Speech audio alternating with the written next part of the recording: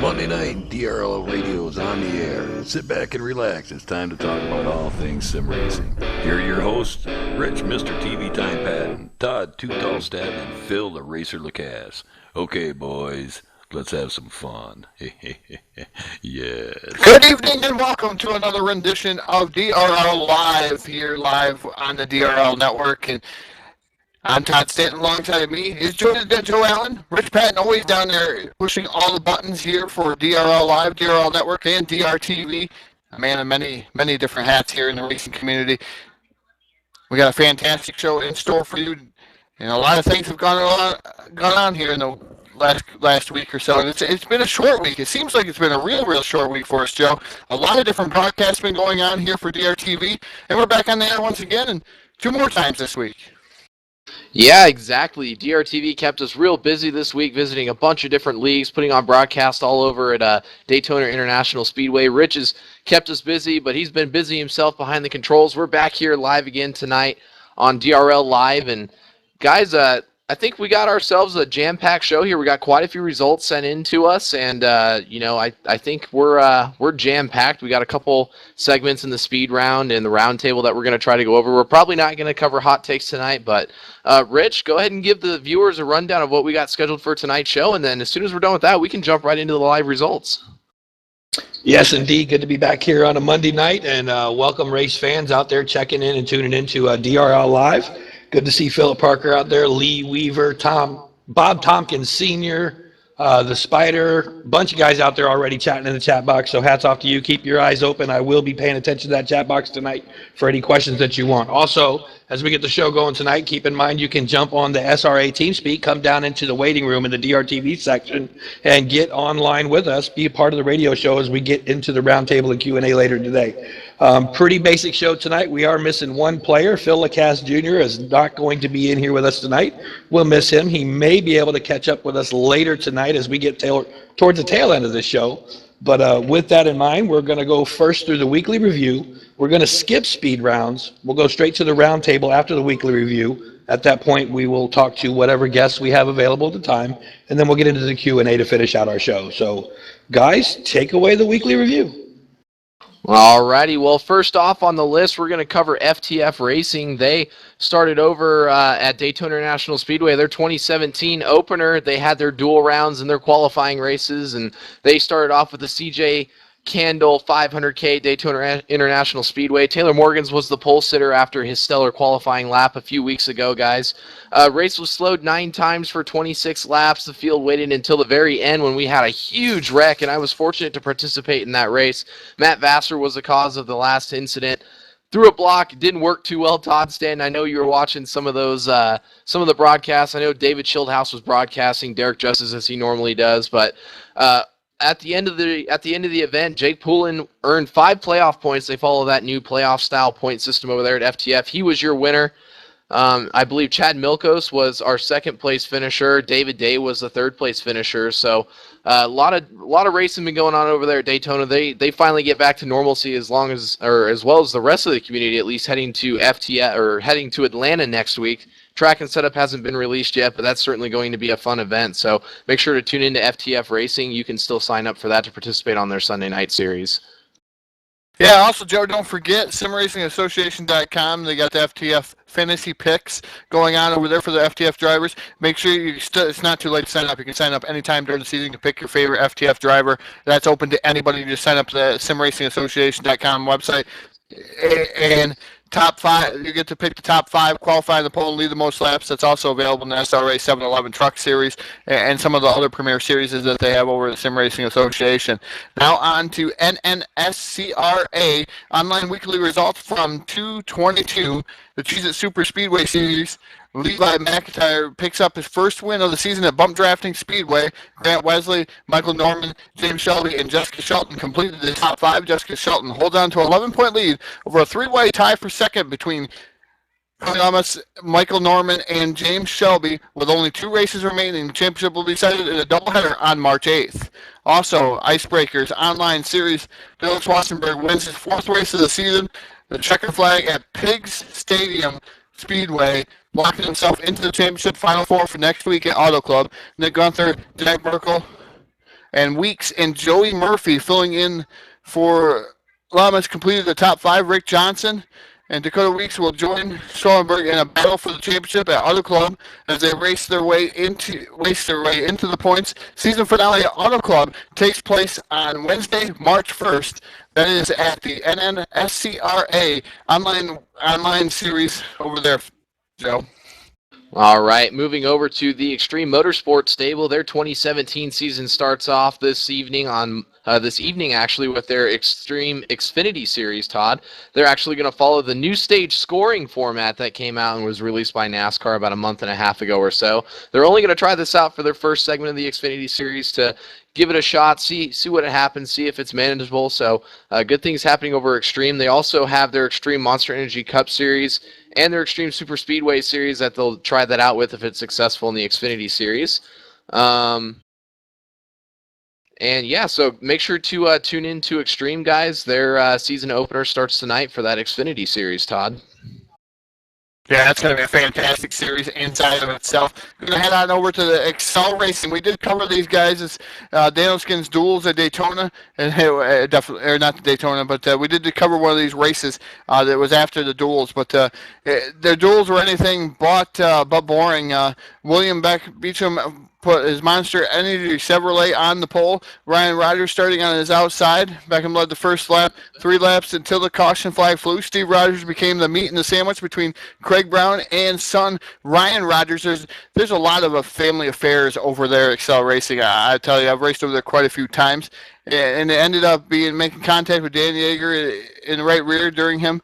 Hard into the outside wall and actually picking up the win. I'm trying to sum this down. They give me a lengthy review that's fantastic, and I'm just trying to figure out where they're at here. Shipley bumped Beecham just a little too hard, causing Beecham to get loose. He made contact with Dan Yeager, the right rear, turning him hard into the outside wall. Both Beckham and Shipley went into the wall with Daniel, but there was one car that made it through the carnage. Craig Brown drove his PlayStation Chevy to the checkered flag, taking down his first career win over there at Excel Racing. Duel number 2 saw another familiar face in victory lane once again, and that's Kyle Lawson. Lawson has won quite a few times over there, Folgers Coffee Dodge in victory lane. A new year, a new member, a new sponsor.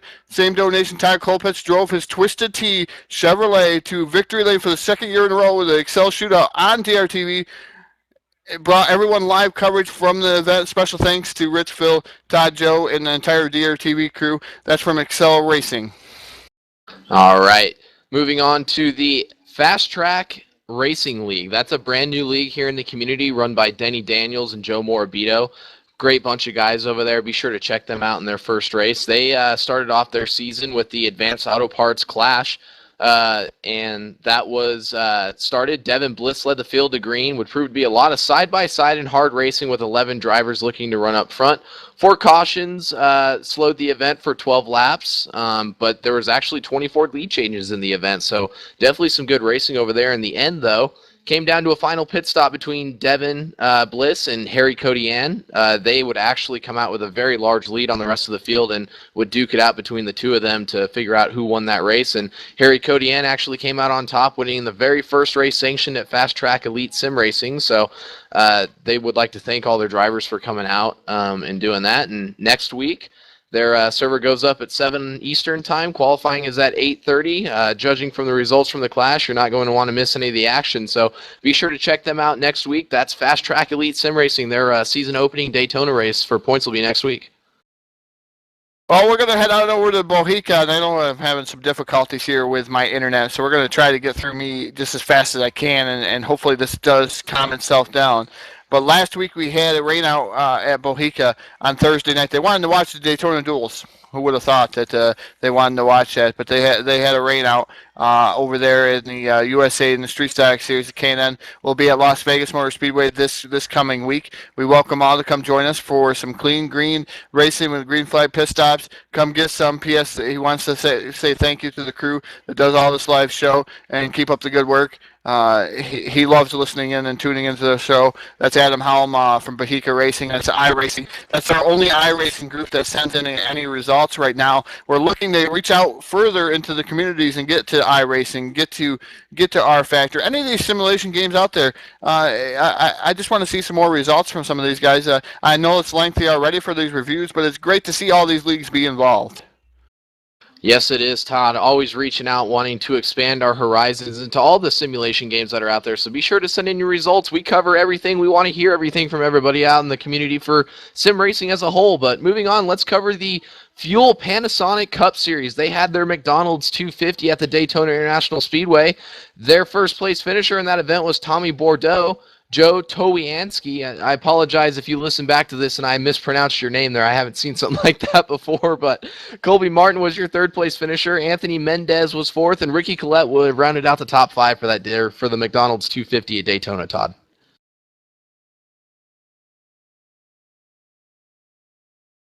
Now to the TDR Racing Stables Tuesday night dirt late model series. David Day, Mr. Excitement himself, took down the win. Grant Wesley finishing second. Third was Kelly Horner. Fourth was Steve Looney, and Steve Furco Jr. inside the top five, finally in the dirt racing series, and he's been chugging right along in that dirt series. Now to the Guess White Creations Dirt 55 series on Friday night. Grant Wesley once again winning that race. Reaper, Bruce Heil, Jack, and the Flying Fossil, Keith Patton, making a rare appearance on dirt. He finishes up in that fifth position. And Apple Collision, which premiered on Saturday on DRTV, the Apple Collision Premier Cup Series, Derek Justice taking down the win. Justin Malolo, second. Third was Jeremy Jeffries. Bobby Farrell, the Bobby, finishing fourth. Great run for the Bobby here. 34 cars took this green flag. So Alex Davis finishing fifth. He rounded out the top five. I'm telling you, that this was a great race. 34 cars, side notes for that race.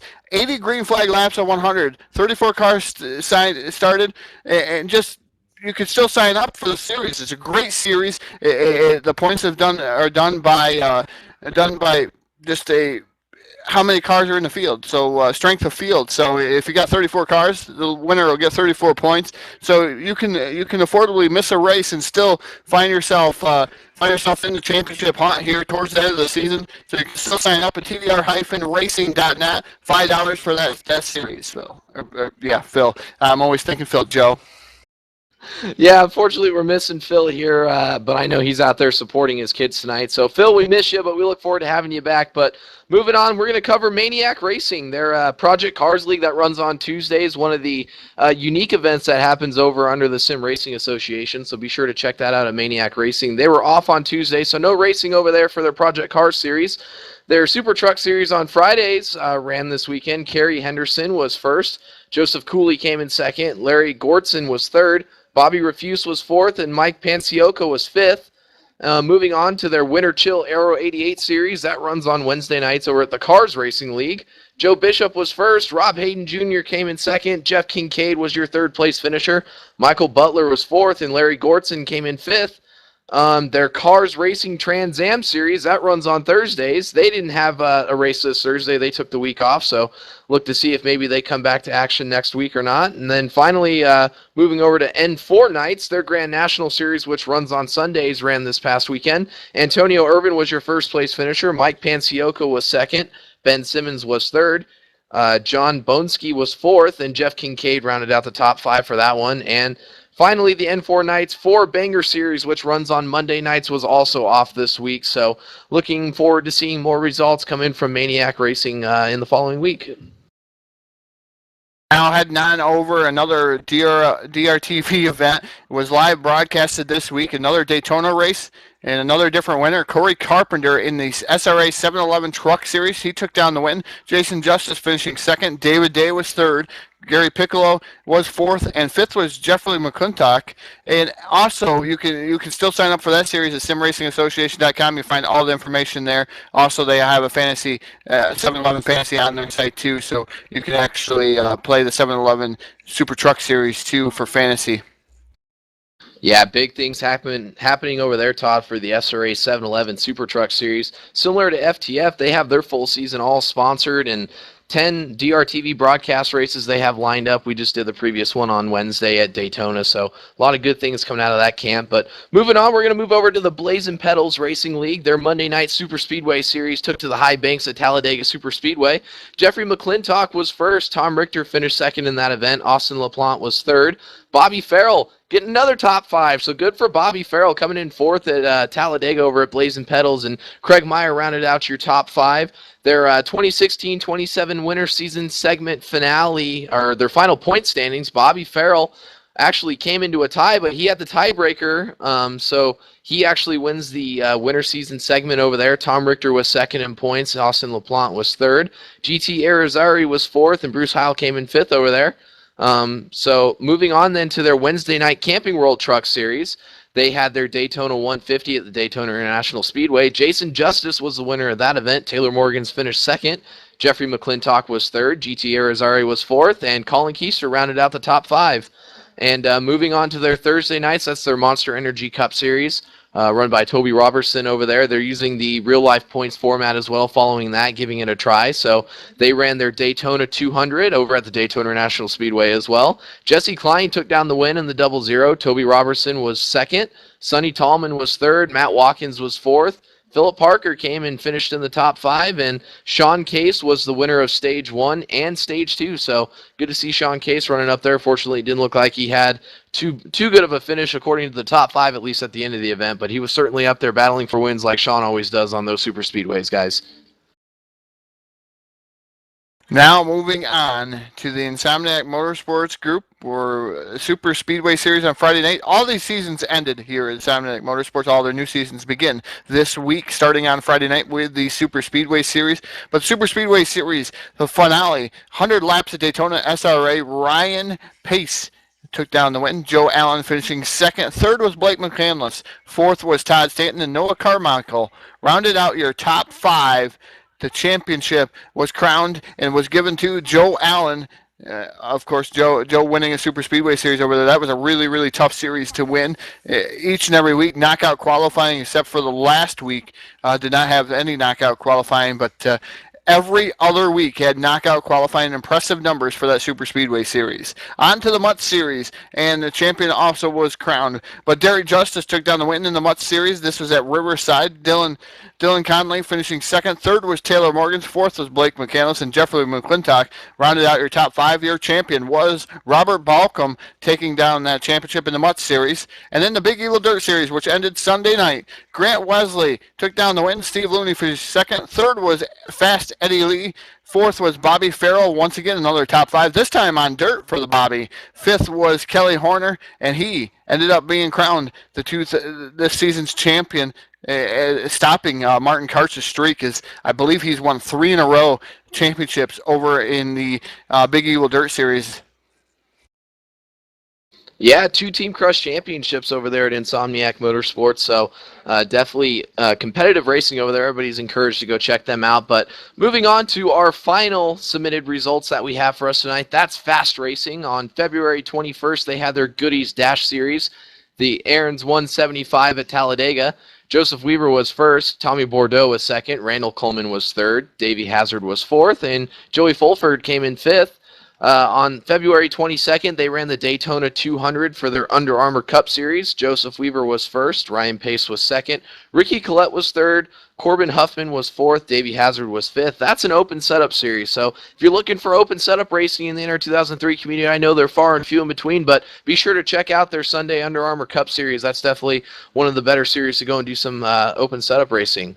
And then February 23rd, their Chromatic Designs Truck Series, they ran the Monster Mile 150 at the Dover International Speedway. Ryan Pace was first. Zach Krostowski was second. Joseph Weaver was third. Tommy Bordeaux was fourth. And fifth was William Page. And finally, their Sunday Wannabes Cup Series on February 26th was ran over at Martinsville. Davey Hazard was first. Tommy Bordeaux was second. Ryan Pace was third. Sean Romero was fourth. And Colby Martin rounded out the top 5.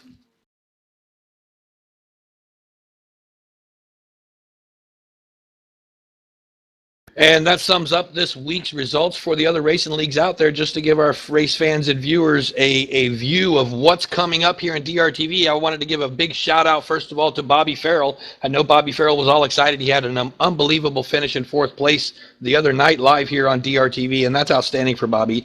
And I know that he's real excited to be on DRL Live tonight, at least being shouted out here, because I saw the Facebook post he posted. So hats off, Bobby Farrell. Great driving, buddy.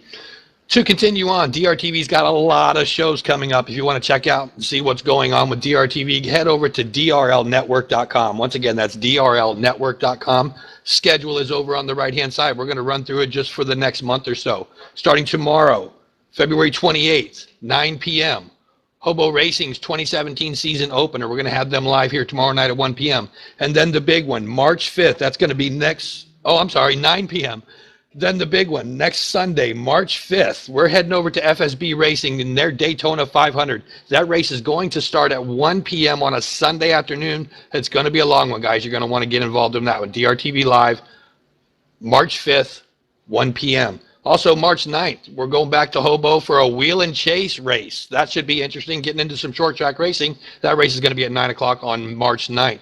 And then again, March 13th, we're going to All-Star Racings in their Tally 250.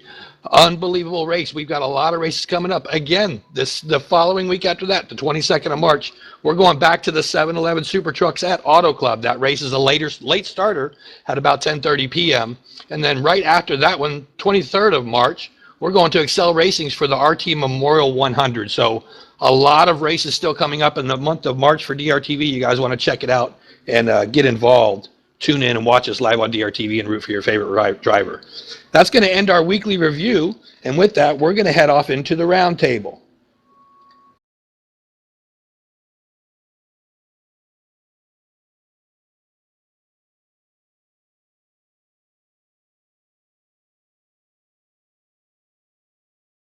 Well, we're trying to figure out what we're going to talk about here in the roundtable. This is one of those things that Rich usually throws right at us, and we're going to talk about something new, probably exciting here in the roundtable, and then we're going to open up to all the viewers and anybody that wants to come in and talk maybe about their league, talk about anything that's going on, to be on DRL Live. You know, just give a shout out or even argue with us or ask us some questions, and we're going to open it up after this roundtable. So we'll pull you guys down in, and you know, we like a good debate here on DRL Live, and even though Phil's not here to help us debate, I know Joe's really versed in that, and also Rich.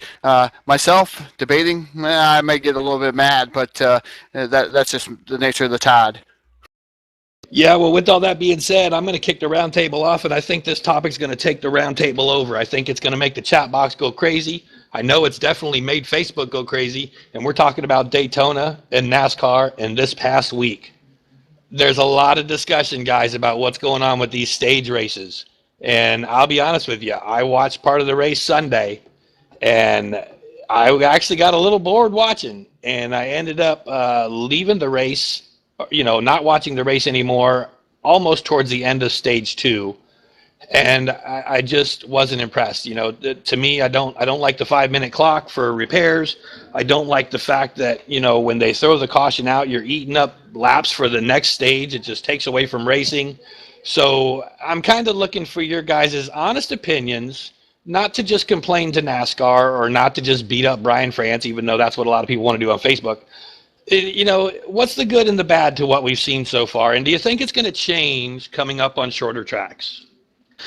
You know, Rich, we kind of talked about this a little bit earlier in the week. Obviously, we weren't live on the network or anything like that, but I think the concept behind the stage racing is a good concept. It's a fresh feeling. Now, is stage racing something that's completely necessary at plate tracks? No, I don't think so. I think it's very counterproductive to what they're trying to do. I think stage racing was mainly intended for some of those 1.5 miles and even the bigger tracks, stuff like Pocono, tracks like Auto Club, where you have a lot of long green flag runs, something that will bunch the field back up to give the fans something to look forward to that are in the stands at the racetrack. So I definitely think that it's something that, you know, was intended more so for that rather than these super speedways. And I think the product that we saw at Daytona this last weekend, was not very productive to, to what they were trying to push forward. And even though I saw a statement come out from NASCAR today that, the stage racing did everything that they were, looking forward to it doing, and they were very pleased with the result. And what's funny, what we saw, especially getting into the whole damage situation and the 5-minute clock to fix damage, is we saw cars up there that were just tore to pieces because part of the damage rule, you can take body parts off, but you can't put them back on. So if you wreck your race car, as long as you meet minimum speed and you can get it back out there, well, you're good to go. So, I mean, if you look at Kurt Busch's car, who was the Daytona 500 champion this year, I mean, he was missing the right side, the right side door of his car essentially from hitting the wall during one of the wrecks. So, I mean, you saw a lot of wrecked race cars that normally wouldn't be in a pack like this, all together. And I think the stage racing was part of that. And guys were very aggressive. And that was something that I wasn't used to seeing at Daytona as well.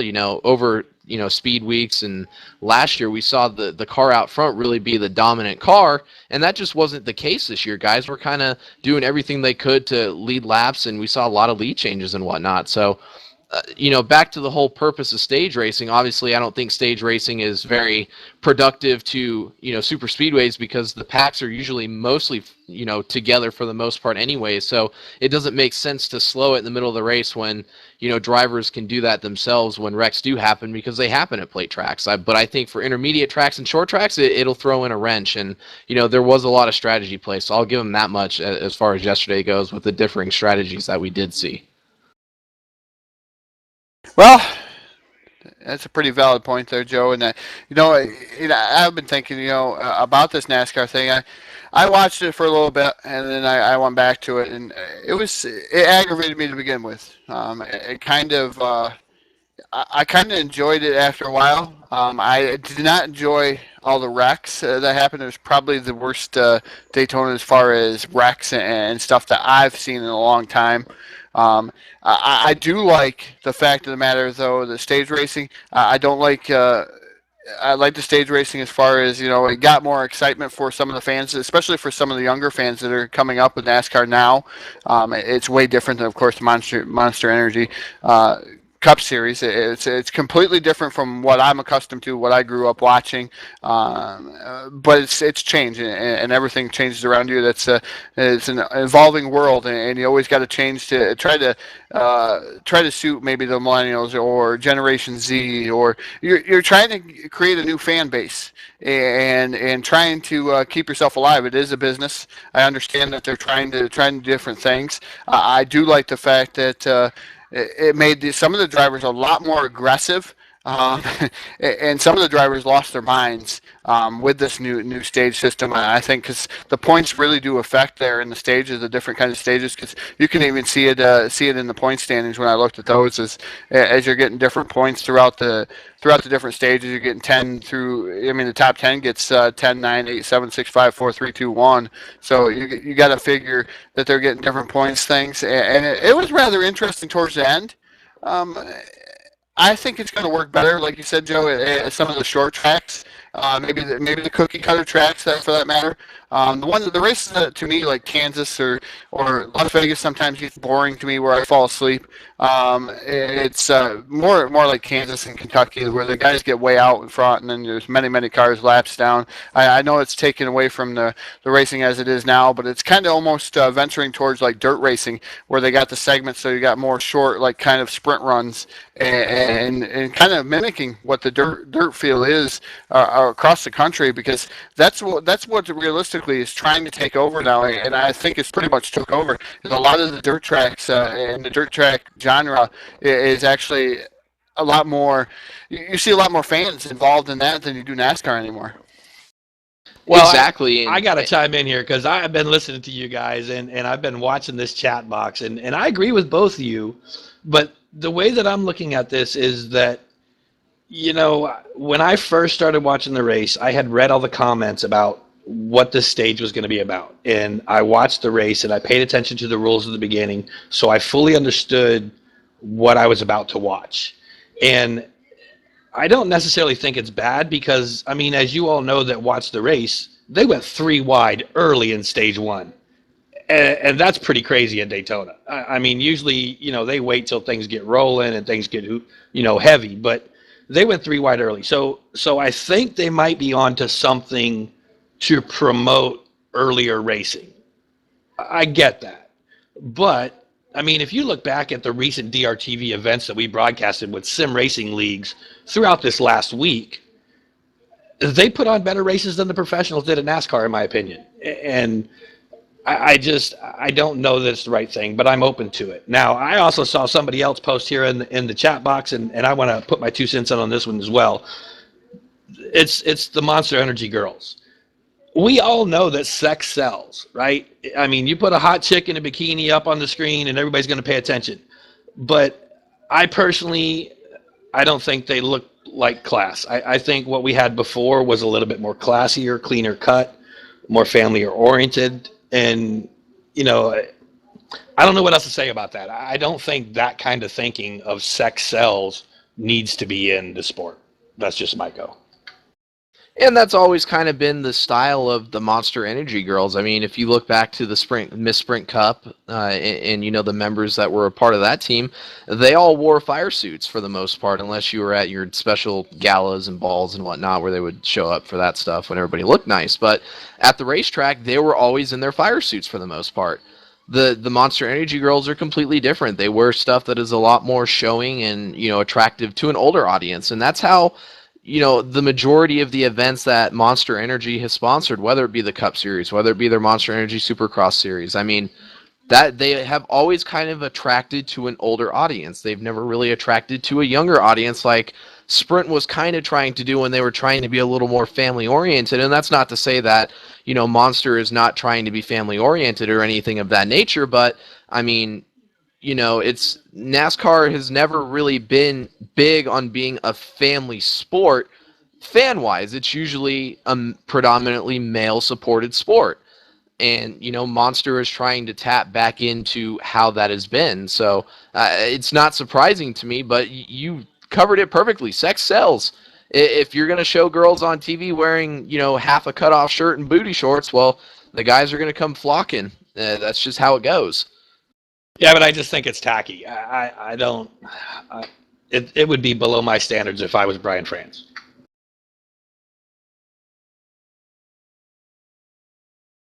I'm sitting here thinking about the Monster Energy girls. And, you know, being in the retail business and the side of things, I see them awful lot at trade shows and different stuff like that. So seeing the Monster Energy girls, they're no different from the Coors Light girls or the Budweiser girls.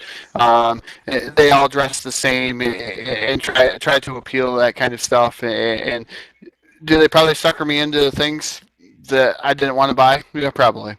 But that's the way of the business anymore. I mean, I don't think, in my opinion, I think they really should have like the fire suits like the Sprint Cup girls had, or something to that effect. If you want to tap into the family oriented side of things, but getting back to them, they're struggling, and their viewership's been down over the years, and we all know that.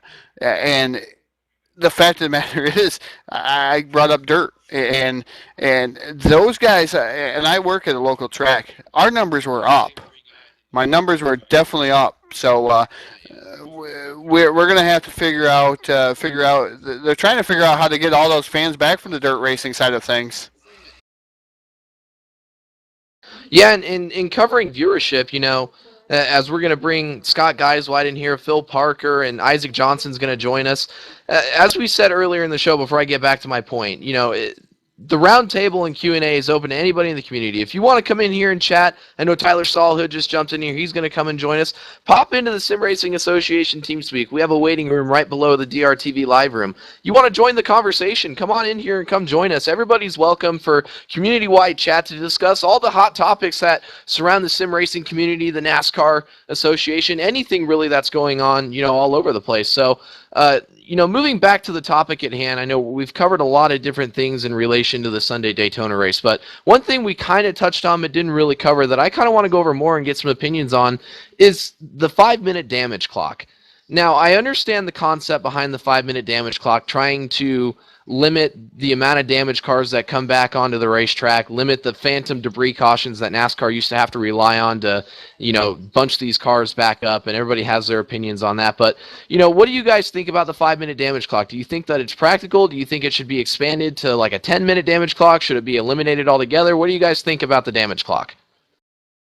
If the reason was to eliminate the debris cautions, that's not going to work out very well at all, because you've got teams that are throwing shit together to get it all on the track within that 5 minutes when, that's just not practical. I do think that it's good for the small budget teams that don't have the cash flow for a crash cart available.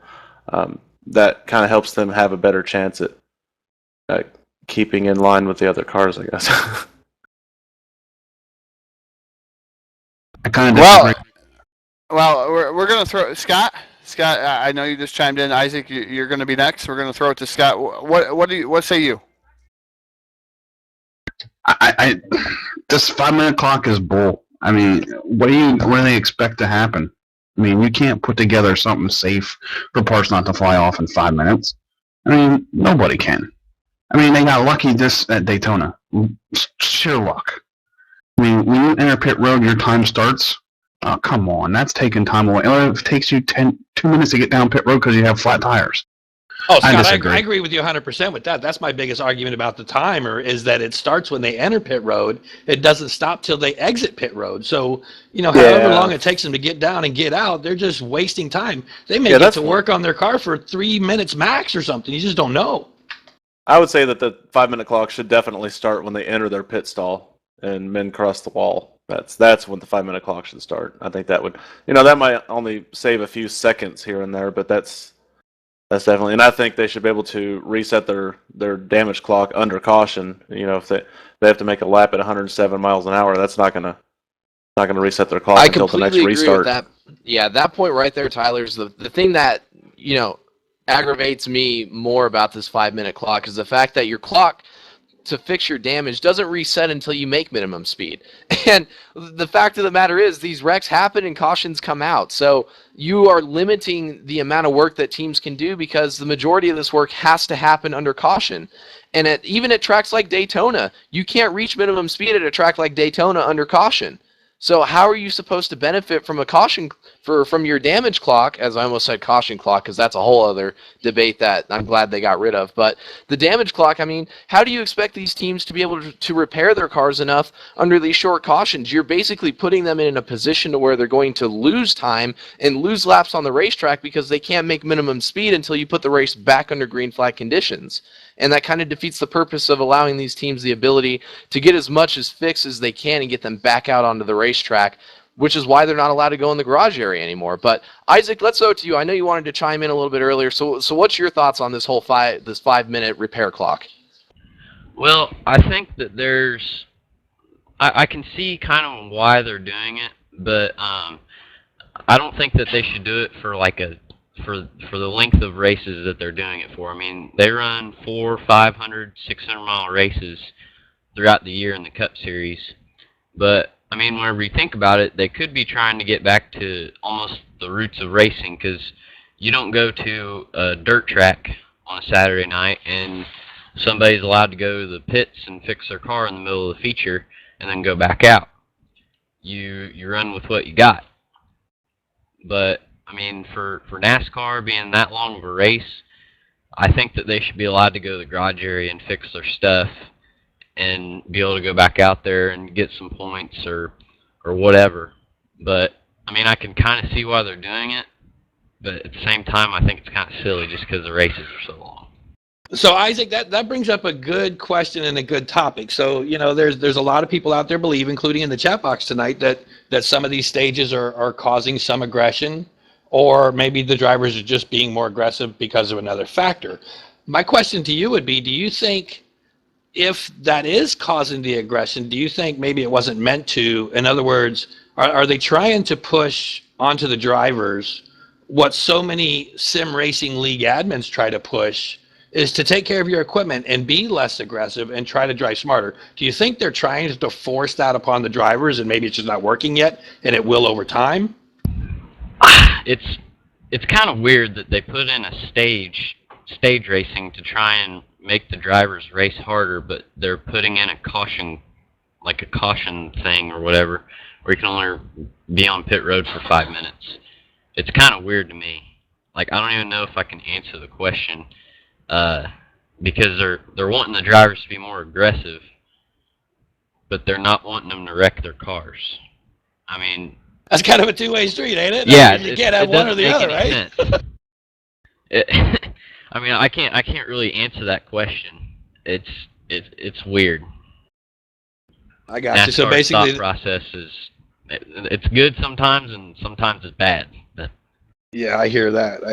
And you know, it's funny because, you know, like the question poses to you, and you as a racer kind of get conflicting answers, because to have one, it's difficult to not have the other. yeah, I mean, I just think they need to get rid of the pit road thing. Whenever I first saw that, I thought it was kind of silly. I mean, it was kind of cool seeing all those taped up, bare bonded cars and stuff out there running in the top 10, but it's not really safe. I agree, and I think, you know, maybe getting rid of the repair clock is the right way to go. I understand the thought process as far as not, you know, once you take your car behind the wall into the garage area, you're done for the afternoon or the evening. I get that. And I think that that's something good. I don't mind that. I think if they kept that portion of the rule and got rid of the repair clock, that it would probably be fine. I don't know that a lot of people would really have a huge issue with that if they did something like that. Well, you got to think about this, too. If they're just going to be repairing their cars on pit road, then you're putting all those crew guys in danger, because they're out there with those big old heavy vehicles running through there about 30 to 55 miles an hour. And if you get hit by one of those things, that's not going to feel very good. I was literally just thinking about that just before you said it. I mean, they're sitting ducks out there trying to repair a car, and they're on the clock to do it, and they got other cars speeding by them while they're doing it. It's asking for trouble, I think. Sometimes I think those guys have more than the drivers do. But to play devil's advocate there, it doesn't change the fact that those same crew guys that are making repairs now while they're on the clock and they're working frantically to do that, they're also the same guys that go over the wall and complete pit stops for these guys in a same scenario as well. Now, granted, they're not out, you know, by the car as long as they are, or as long as they may be when they're trying to do these repairs, but these guys understand the risk and the dangers when they sign up for a sport like this and get into pit crew work when they get over the walls. And NASCAR is all about safety, so while you have to be, you know, aware and cautious of your surroundings, it's not something that's new to these guys. They're used to going over the wall with having cars speed by them from 35 to 55 miles an hour on any given weekend, in a lot closer quarters than probably, you know, what they're dealing with here when they're in their pit stall repairing their cars. But how safe is it, Joe? If NASCAR is all about safety, but how safe is it? Because you're going back out on the track. You gave them a clock. You gave them a clock, and how safe is it that they're putting something together real quick and throwing them back out on the track within that clock at speeds going 190 plus miles an hour at Daytona? And they're making the crews hurry up, put the car back together as fast as they can, and hopefully it's going to hold together. Hopefully you're not going to blow a tire, hit the wall head on, and relinquish your safety issues. I mean, we haven't talked to Phil tonight. Phil, how safe do you think this clock is? Before I answer your question there, Todd, I just want to thank you guys for having me up here. It's always a blast to talk about this with you guys. And honestly, I don't think it's safe. Like, you have that much time, and, like, you get down to the chase. Let's think about it this way. You got to get down to the chase, and you have cars running for a championship, and say half of them wreck. What happens then? I don't think a 5-minute clock is going to be enough, and that could change the complexity of an entire championship just like that. All right, well, we're going to start wrapping up our roundtable here and get us into the Q&A session where we'll open it up to you guys, the fans, to ask us questions, you know, whatever you guys want to hear covered, we can certainly go over that. But, Tyler, I want to throw it to you. I know you said in the chat earlier you wanted to give a little plug. If any of you guys in here want to follow up with Tyler with plugs, we can do that as well. But, Tyler, I'm going to give you the mic real quick. I know you got a plug for one of your Fuel series. Yeah, thanks, Joe. I just wanted to remind everyone that tonight we debut our partnership series with Insomniac Motorsports. It's the Fuel Retro Series. Kicks off tonight at Daytona 2003 with the Aero 88 mod. 3 segments of 10 races each using the default Papyrus tracks. The series schedule spans from now until mid-September. Plenty of fixed setup racing to offer for every driving style. We loosely follow the schedule for the 1988 Cup season, and we use the 1988 point system. Practice actually just opened about 15 minutes ago at 8:30, and qualifying is just after DRL Live at 9:15. SMS links to get registered and fuel, download links for the tracks and mods and viewing the schedule and all that available on the Fuel Facebook page. We share that to the SRA Facebook as well. So come on out and see what Fuel and Insomniac are capable of when we combine forces. I got something to go after. Sure, that. go ahead, Isaac. Well, on March 5th, FSB Racing is having their Daytona 500. We have it every year as a part of our Triple Crown series, where we race the Daytona 500, the Indy 500, and the Coca-Cola 600, and we keep track of the points. And whoever has the most points at the end gets the title and a trophy. Sorry, and that will be live on DRTV. So hopefully we can get some more guys out there and get registered and get a part of FSB Racing. Yeah, we mentioned that early in our DRTV schedule. Hats off to them FSB guys with that Daytona 500 coming up next Sunday. Again, that race is going to go live on DRTV at 1 p.m. Eastern Standard Time. So, I'm sorry, this coming Sunday, yeah. On March 5th. Yeah, 1 p.m. So looking forward to that, and looking for a full field for a 500-mile race. That's going to be exciting times. So with that involved, let's go ahead and move on to the Q&A sessions, and we'll just go right down the list. It looks like we were joined also by Kelly Horner. So Kelly, you're at the top of my list. What question would you like to pose to us or the community? I don't have anything right at the moment. I'd just like to listen.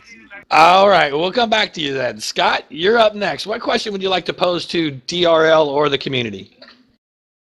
Come back to me on that one. Oh, you guys are failing me here, Joe. We're skipping you. You're a crew member. Tyler, you're up next, buddy. What kind of question would you have for us or the community? So, does the community prefer brand new, shiny new mods or retro mods? You know, that's a good question. I like that one. That's not something that a lot of people like to talk about. And me personally, I think when you look at mods, and this is not to bash or dish on any of the new mod makers that are out there in the community or like that, but a trend that I'm seeing now is the older mods that have come out, the old DMR, NNS mods and, the NCTS 09 mods. I think the biggest complaint that a lot of people in the community have right now with these newer mods is the lack of a, substantial damage model. The Gen 6 just lacks on the damage model. The CWS 15 mod lacks on the damage model. But you go back to some of these older mods, like the Aero 88 mods, obviously the original mods that come with the game, the COT mod, if you want to go back several years when that first came out. All of these have a really good damage model that comes with them. And I think that's why a lot of people, they like the new aesthetics of the new mods. They like how it matches and mirrors what we see in, our real life setting in 2017. They like how close it is and realistic it is. But it misses on the damage model. And I think that's what, at least for me personally, I think these newer mods would be fantastic if people would just take a little more time to complete it with, complete the mod all the way through, not just go for the visual aspect of it. Keep in mind that people use these mods for online racing, and it's good to have these, damage models because a lot of people rely on having a damage model to determine, how their race is going. So I think that's what a lot of the newer mods are lacking, is the fact that there just isn't any really a good damage model that's there. You would consider the damage model as a deal breaker?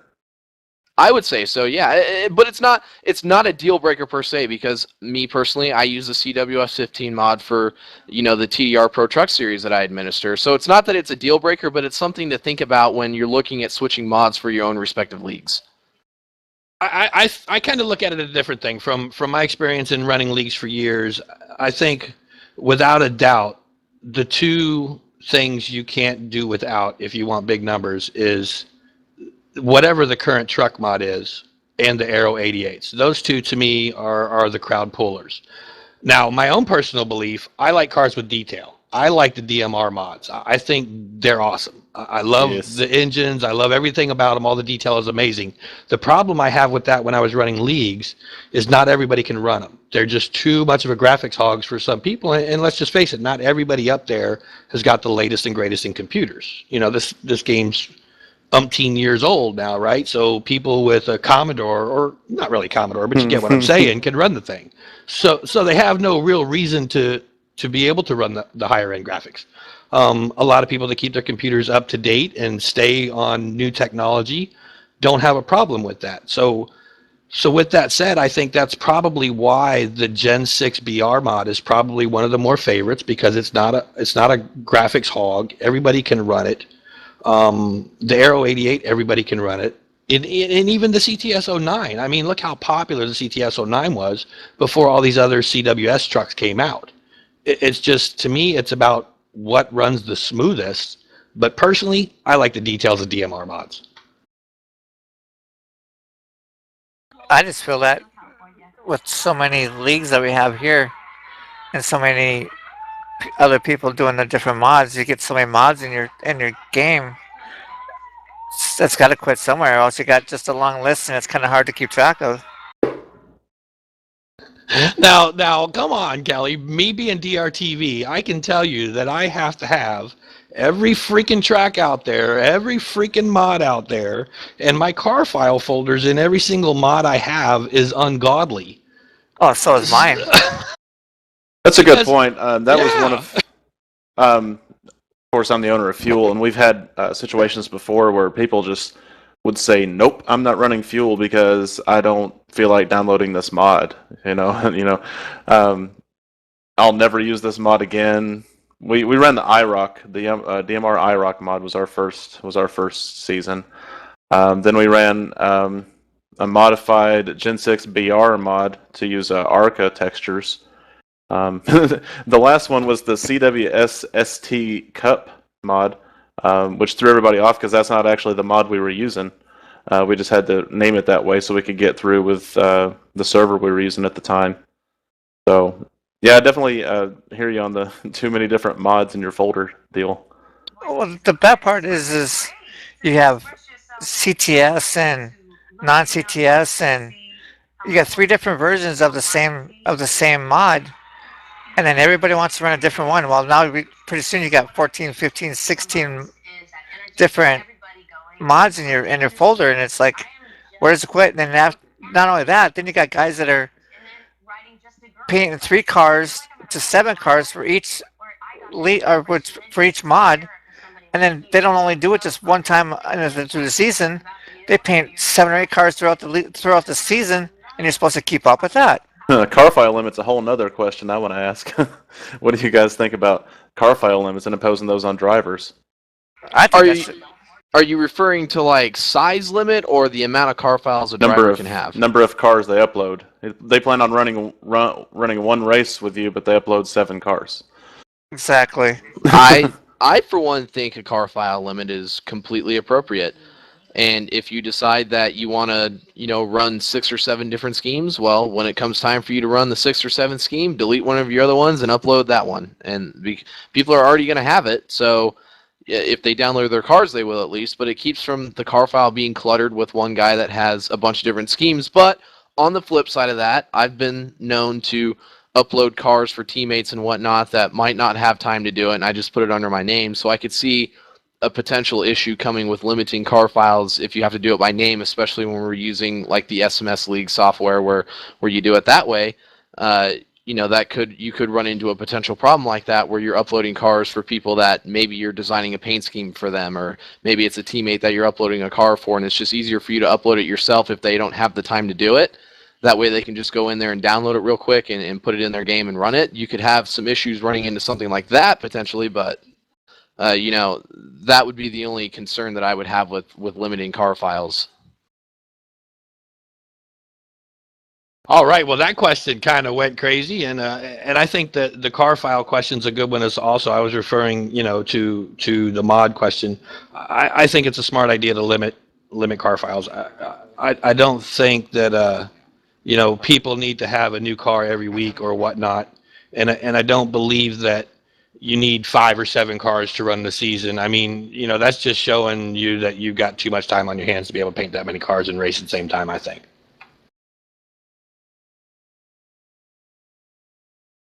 Maybe All use right. some of that time for practicing the track you're going to race. There you go. That's an idea, right? All right, let's move down the list. Phil Parker, you're up next. What question you got for DRL or the community? Oh, good question. I actually have a good one. You guys were It referring shows earlier that to he's muted here. the dirt. You guys mentioned dirt track racing, how it gets more popular than NASCAR nowadays. What do you guys think? This is for the entire community to answer if they want. Do you guys still prefer the dirt track racing, or do you guys love NASCAR? NASCAR has changed a lot, and I feel like even though I like NASCAR, me growing up around dirt track racing, I still love that. Well, I tell you, I was a NASCAR fan before I was a dirt track fan, and I like my dirt track racing, and I'm a dirt track racer myself. Most of these, some of these guys have started NASCAR, or they're in NASCAR, have started in dirt racing, the grassroots kind of racing. And I'm, for one, I like the grassroots racing. I think it's more exciting. You got 30 lap sprint shows, and then you move on to the next person or next division. There's many different divisions, many different types of cars. You're not just stuck to one car. But I like everything motorsports. I'll even sit down and watch F1, and I used to think F1 was boring. But if you get the concept of what F1 is, it's perfectly fine. But I like everything to do with racing, but dirt racing is definitely my favorite. I don't know what you guys think, but I think dirt racing, I've seen many articles that say dirt racing has become more popular than NASCAR due to the fact that NASCAR is doing the things that they're doing. Yeah, buddy. As far as which racing is better, racing is racing to me. I could be watching a foot race around a parking lot, and it's a race. So, I don't know. Different styles of racing are interesting to different people. But, It depends on where you're at in the interesting. country as well. I mean, Yeah. as far as like on the West Coast, at least, unless you're up in like the Pacific Northwest, dirt racing isn't very prominent as far as, the southern West Coast and Nevada and Southern California and Utah. Oh yeah, dirt racing is definitely a southern sport. Yeah, sure. exactly. Dirt racing is more prominent on the eastern side of the country rather than it is on the West Coast, where you have a lot of asphalt racing. And then you ask some people that are open wheel fans, and they'll have their arguments on why open wheel is always going to be better than NASCAR. And it just comes down to your demographics, really, on what you favor based on where you grew up and where you're from. I mean, I have a new profound respect for dirt racing after being around Todd and guys like Kelly and David Day and all these guys that are big advocates for dirt racing. And I wasn't really a fan of dirt racing before I met these guys, but as I continued to learn more about it and race a little bit of it in the sims between R Factor and NR 2003, and you can argue if you want to call that real dirt racing or not, but I have a new profound respect for it. But I will always have a special place for asphalt racing, whether it be NASCAR or your local short track wheeling series. I mean, that's just from where I'm from on my side of the country, where dirt racing isn't very prominent. I'm sorry, Kelly. I'll just say this real quick, and then I'll let you have it, Kelly. I don't think it's a fair question. And the reason why I say this is that's kind of like asking multiple people from different areas of the world, what do you like better, NASCAR or your shore hometown track, right? Because there's not much of a difference in that question. You may be surprised at the number of people that prefer their local track watching versus what they see on NASCAR. And you may come across people that don't really have a local track, so obviously they're going to call NASCAR. You know what I'm saying? So I think it's a trick question. It's a good one. I disagreed, Rich. You don't think so? I know there's some die-hard local short trackers. Yeah, but you can take your family for $40 to your local short track, and you can't do that at NASCAR. That's the thing. NASCAR's become so outpriced that the average Joe who works a 9-to-5 job can't take their family to a race. That's true. I agree with that. Do you blame NASCAR or do you blame the track owners for that? NASCAR can control that. NASCAR, come on, let's face it. NASCAR controls everything NASCAR. When IMS or ISM, whatever you want to call the track people now, changed our ticket prices to 130. I'm going to use one track in particular, Daytona. $225 a ticket, and that's to sit within 100 feet of the racetrack? Are you serious? Wow. Oh yeah, it's way up there. Now, Martinsville, and I'm a big advocate for short tracks. I'm a short track guy. Love my short tracks. I love my dirt tracks too. Martinsville, great place to go. Wife and I are season ticket holders. We paid $163 for a whole weekend of race tickets. That includes Friday, Saturday, and Sunday. Yeah, but isn't Bristol the same way? I mean, Bristol's not that expensive either, so I think it boils down to the track, right? Bristol's also in the middle of nowhere. Oh, so that's why they Bristol's can be actually cheaper? really expensive, Rich. Is it really? Okay. It's $119 for cheap seats. Oh my.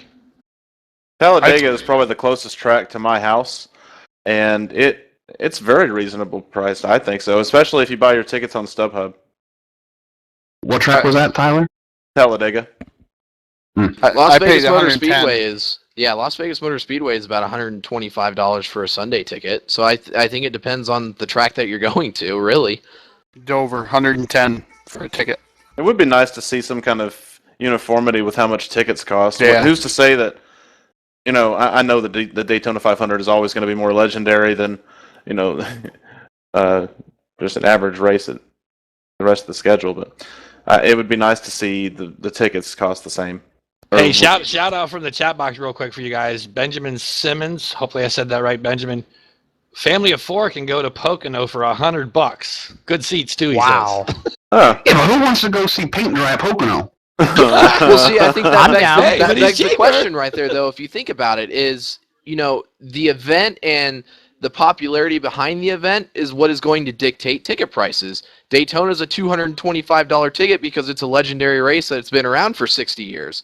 Track like Bristol that's been around for 40 years, their ticket prices are going to be a little more expensive than a track like Pocono, where you're looking at a large track that has a lot of green flag racing, and let's be honest, some of those bigger tracks, I'll come out and say it, they're boring. They're boring to watch. You can take a nap through it, miss the entire middle half of the race, and wake up for the last 15 laps, and you can call it good.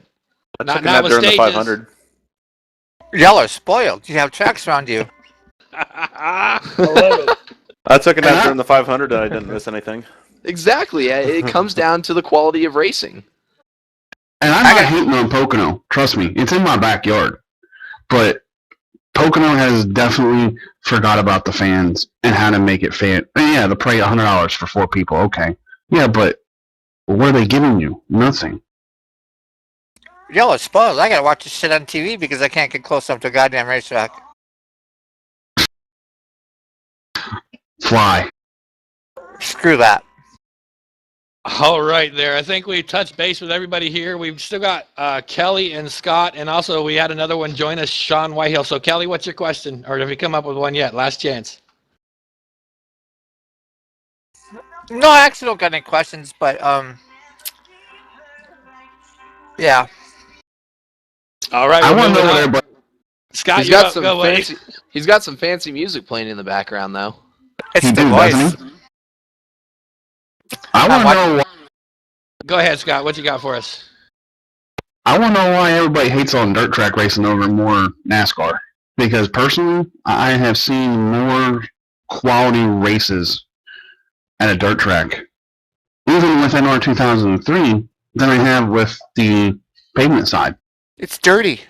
Well, so I want That's to not answer that one dirty. first because there's quite a few guys in here that do understand dirt track racing and know how to do it. And I will tell you the secret to running a successful dirt track league, Scott, is it all depends on your drivers. And, you've got to have a group of drivers that is willing to get close but knows how close they can get and knows how to pay attention to all the cars around them at all times and finds the routine and finds the pattern. If you got guys that are just going out there to win only and can't find the groove and can't race close, you're not going to have a successful dirt league. Scott, are you just saying for online stuff or actual real stuff? Period. Well, I was talking Let's go online. both. Let's talk Well, I both, think that because goes back to covering how Phil Parker worded his question. That's an unfair question to ask. We kind of already covered it.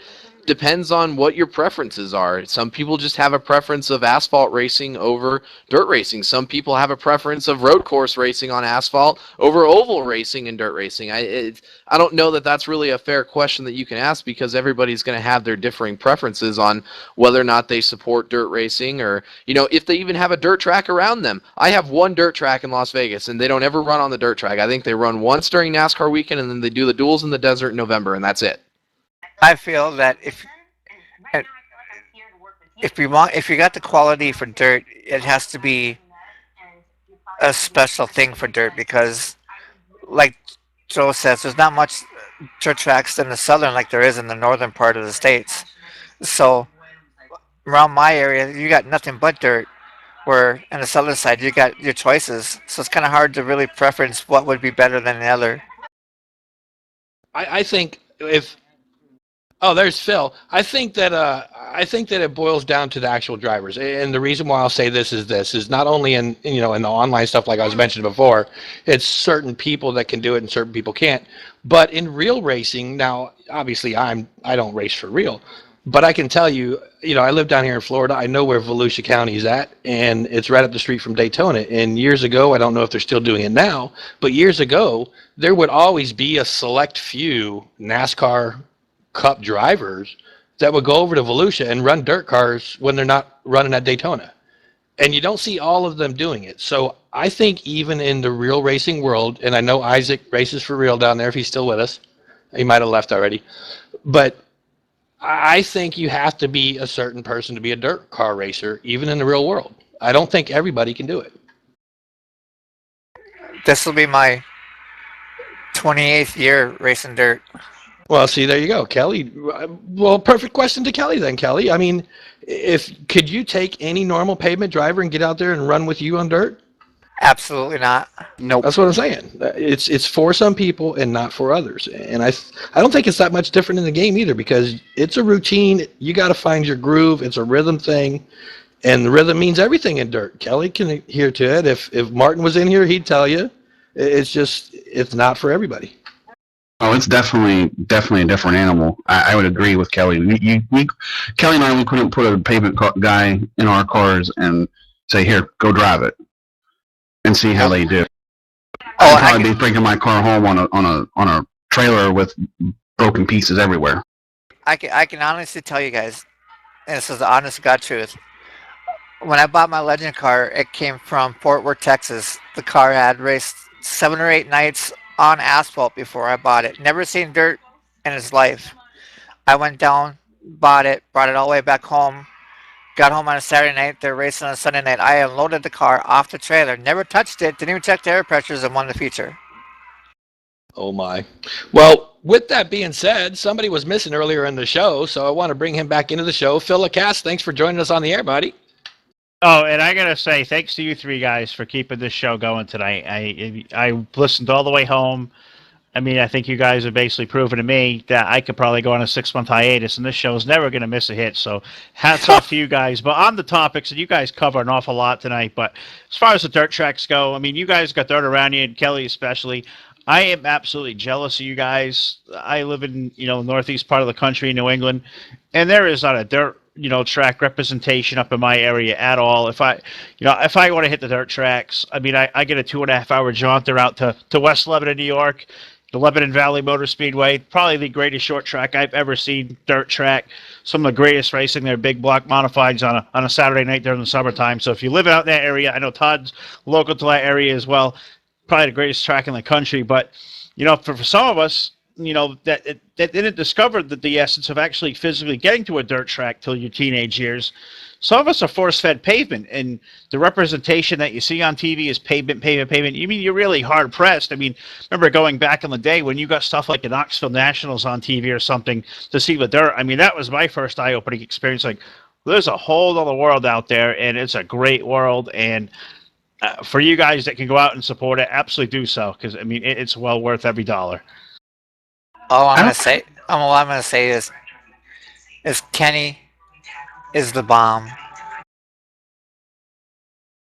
I don't think it matters if it's pavement or dirt that we support as long as we go out and support our local racetracks, because without them, our future for racing is done, regardless. Because let's face it, if we don't have a dirt track or we don't have a pavement track, we're not going to have new stars to cheer for in NASCAR if we choose to, or IndyCar.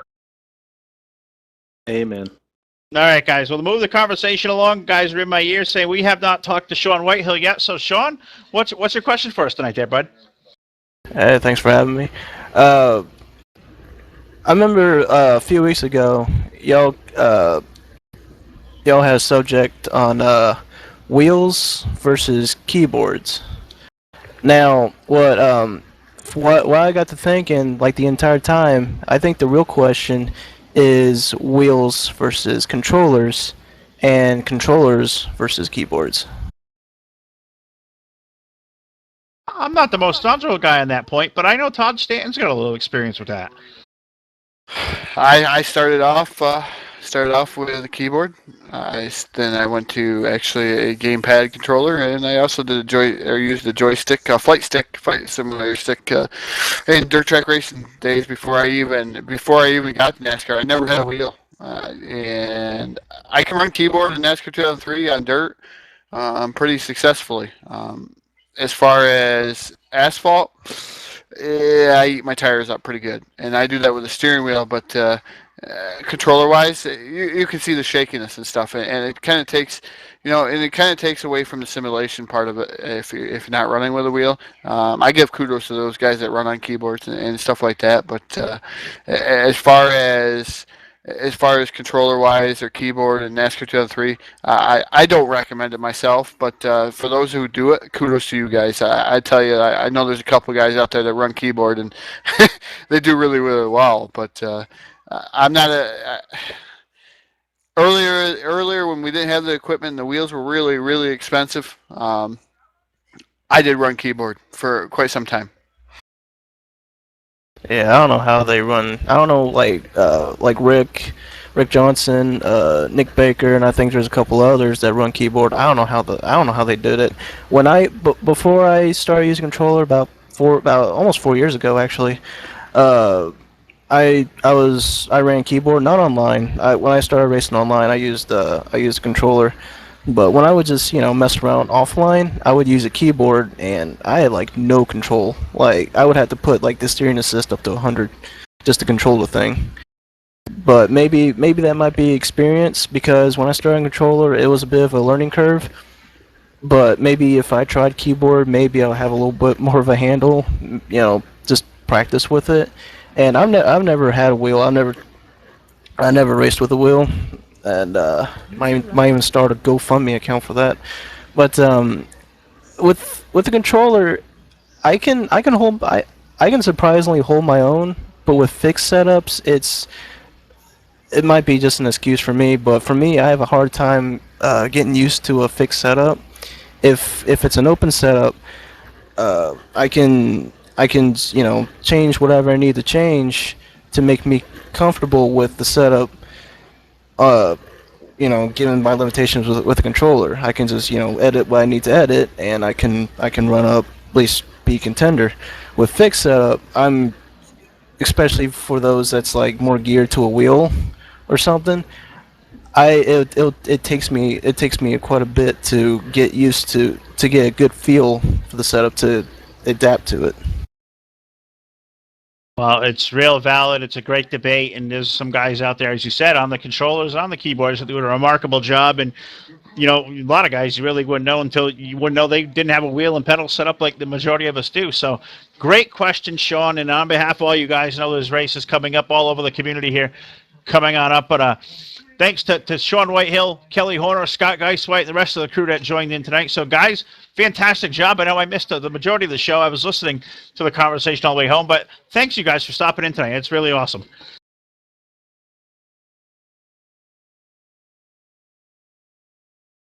All right, guys. Well, thanks to all them guys for showing up here tonight and being part of the conversation here on DRL Live. And Joe, Todd, Rich, you guys have certainly done a great job filling in for me in my absence. Great to be able to join you guys for the end of the show. But big one tomorrow night.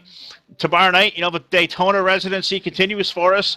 We go back to the Hobo Racing Clan. Great to go back to see Steve Rubino and all the guys at Hobo. Another night at Daytona, guys. We've been there for, it seems like, 2 weeks, and a couple more on the docket for us here. Of course, Hobo tomorrow night, and the big one for us, the FSB Daytona 500 next Sunday at 1 p.m. Eastern Time for us here on the air. So, Todd, Joe, we still got Daytona left on the docket. A lot of laps here left to go. But, after a great show tonight, I think everybody may have regained their wind. I know I missed a lot of this, but I'm pretty sure you guys will be riding Johnny on the ball tomorrow night. Oh, we always come prepared, or at least we try to make it seem like we're prepared, but we do a pretty good job. We're finally coming to the end of our Daytona residency.